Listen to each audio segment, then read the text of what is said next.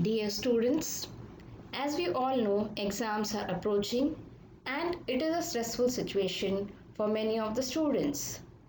Many of the students don't know how to start and from where to start. So we, the faculty of Sahara College of Nursing, are here to help you know how to prepare for exams.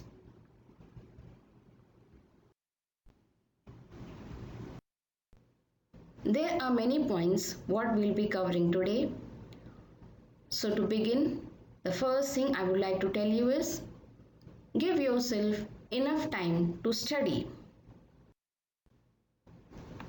Make a study schedule that fits your way of studying and do not leave anything for the last minute, as the last minute rush does not help. At many times, we may even skip certain important things. While some students do seem to thrive on last minute studying, often this way of partial studying is not the best approach for exam preparation. Because when we prepare for the examinations, we are supposed to complete each and every chapter and the complete syllabus, as we never know that what question may come for the examination. Write down how many exams you have, how many chapters to learn, and the days you have left. Afterwards, organize your study habits accordingly. Next, organize your study space and time. Organization of study space and time is really essential for preparing for the examinations. Make sure you have enough space on the desk to spread your textbooks, notices, ensuring that the room is specifically bright and your chair is restful enough. Over here, I would like to add for the students who really feel that they don't have a desk or chair to study, that feel comfortable to study wherever you feel like it may be your bed or even on the floor. But see that you have enough space to spread your notebooks as well as notices. Prepare study schedule based on the number of subjects you have and the number of chapters you have to study. Pay attention to details that can distract you and remove them from your study space. For example, it may be a favorite toy. See that such things are not kept in your study space. Make sure that you feel comfortable in your study space and that you are able to focus. For some individuals, this may mean complete silence, while for others, listening to music helps. Some of us need complete order to focus, while others like to study in a more cultured environment. So, here I would like to tell the students who feel that listening to music really helps them in their studies can listen to music, while the students who feel that complete silence is essential for them to study, see that you study in complete silence. Make sure your study space is friendly and pleasant so that you can concentrate fully.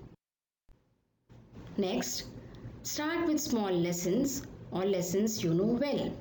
Here I would like to give you a quotation. Big things often have small beginnings. That is, for anything big to happen, we have to start from the base, that is the small things. One should always start with small lessons as it takes less time to complete the lesson. And starting with the lessons you know well also helps us to save the time. Both these methods helps us to save the time for the big lessons or the difficult ones. Practice on old exams. This is one of the most effective way of preparing for the examinations. So one should always remember that one of the most effective way to prepare for the exams is to practice on the previous exam papers. Also, an old test will help you to see the format and formulation of the questions, and it will be good for you to know what to expect, but also as a worthy practice for measuring the time you need for the actual test. Next is the learning pyramid, which helps you to understand the process of learning. The topmost portion of the learning pyramid is the lecture. That is, with this we come to know that around 5% of what we listen through the lecture is being retained in our brains. Next to that is the reading, that is whatever we have learned in the class, and when we read it again, around 10% is retained in our brains. Next is the audio-visual read, that is whatever we have learned, if we are seeing that in the form of a audio-visual, we remember 20% of that. Next to that is the demonstration, that is by demonstration of whatever we have learned, 30% is retained in our brains. Next to demonstration is the discussion, that is whatever we have learned, when we discuss it with others, we remember about 50%. And next to that is practice doing, that is whatever we have learned, when we practice it again and again, around 75% is retained. And the final of the pyramid, that is the base of the pyramid, is teach others. So by teaching others, 90% is retained in our brains.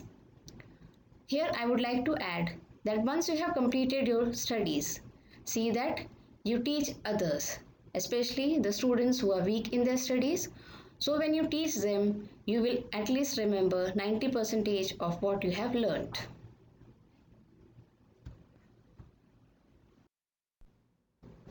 Make sure you have enough space on the desk to spread your textbooks, notices, ensuring that the room is specifically bright and your chair is restful enough.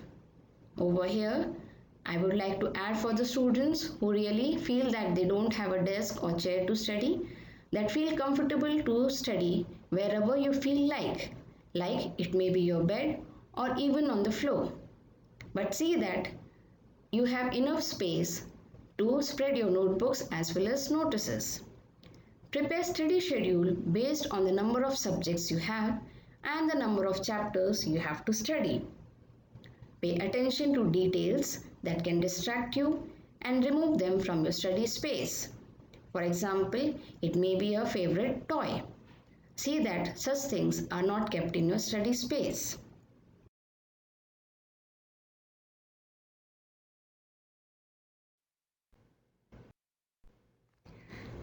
Explain your answers to others. Always try to explain your answers to others in form of verbal.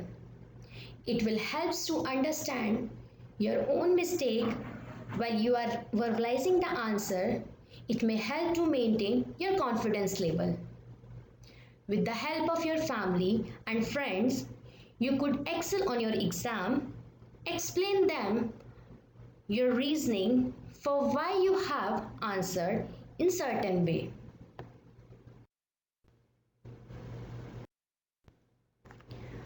Organize study groups with friends. Always organize study groups with friends. It helps to promote group discussion and it helps for remembering the content in a better way. Study groups can help you get the answers you need and finish tasks faster. Just make sure the group is focused on the subject and they are not easily distracted. Take regular breaks. As we all know that the concentration of mind only lasts for 40 minutes and maximum up to 1 hour. So, it is necessary to take regular breaks for the brain to function well. Regular breaks are needed for the brain to regain its focus. It is not the best practice to study for long hours. Explain your answers to others. So next we will see about the healthy foods. Snacking on healthy food is good for the brain. As we all know, healthy foods are always good for our body and brain, so you should not eat unhealthy food while you are studying. And the most important thing during exam preparation is the diet, as many of the students skip their meals during the preparation of exams, so you should not follow these habits. and keep your body and brain fit by choosing natural, fresh, and vitamin rich food that is good for you and would improve your concentration and memory. As our elders always say that the nuts that have the shape of the brain are healthy for the brain.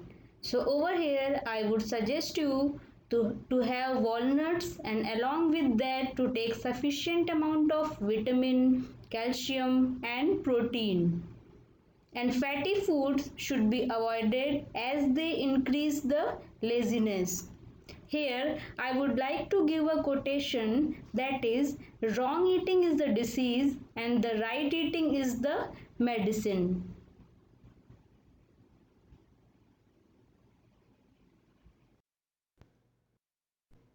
So next we will see about the plan the day of your exam. Means what are things you have to plan on the day of your exams.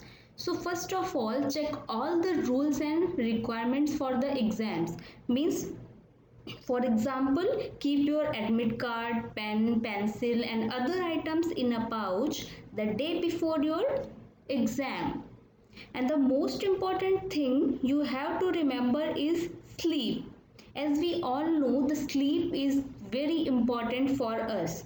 So sleep early and wake up by 4 o'clock in the morning because minimum 6 hours of sleep should be taken the day before your exam.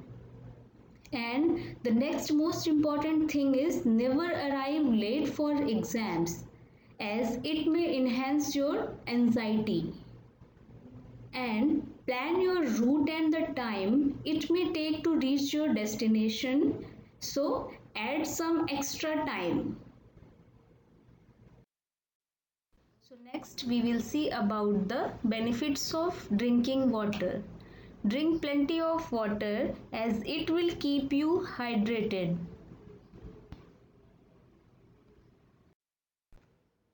While studying for exam and even during an exam, it is advisable to drink water because remaining hydrated is vital and add to your overall positive mood. And preparing for an exam can be stressful and time consuming, but it does not have to be. And there is no need to stress out or cram. By doing a couple of simple things ahead of time, you can ensure that you are confident and ready for anything that comes up on the test. So next we will see about in the examination hall. What are things we have to remember after reaching the examination hall? So first of all, once you have entered the examination hall, relax yourself. Then read the instructions given on answer booklets properly and fill up the needed columns.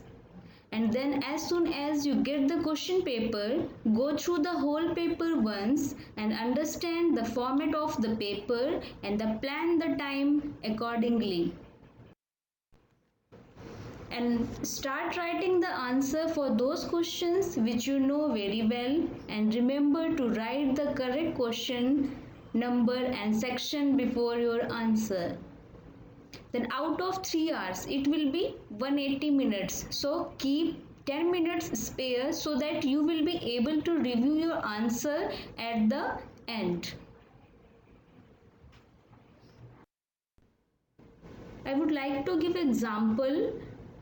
Long essay 15 marks, each question maximum 30 minutes, and long essay 10 marks, each question maximum 20 minutes, and short essay 5 marks, each question maximum time 10 minutes, and short answer 2 mark each, maximum time 4 minutes, and 1 word or 1 mark questions 1 minute for each question.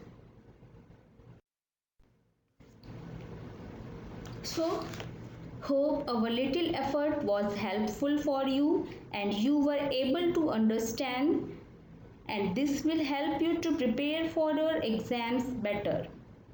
With best wishes on behalf of Principal Ma'am and all the faculty members, I thank you all for listening. Thank you.